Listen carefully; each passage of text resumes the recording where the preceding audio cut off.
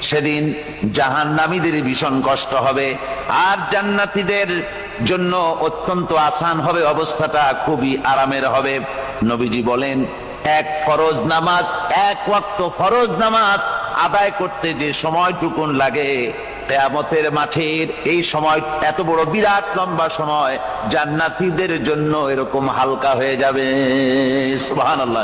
হযরত আবু সাঈদ খুদরী রাদিয়াল্লাহু তাআলা হাদিস কেন বর্ণনা করেছেন, একটা নামাজ, একটা ফরজ নামাজ পড়তে যতটুকুন সময় লাগে এতটুকুন সময়ের ভেতরে জান্নাতীদের কারবার শেষ হয়ে যাবে। সুবহানাল্লাহ বিহামদি। আর ওদের কারবার তো শেষই হবে না।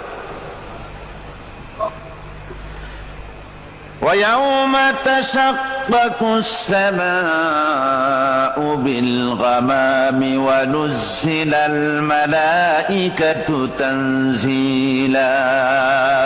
ওরা ফেরেশতা দেখতে চায়। সেদিন আসমান সমূহ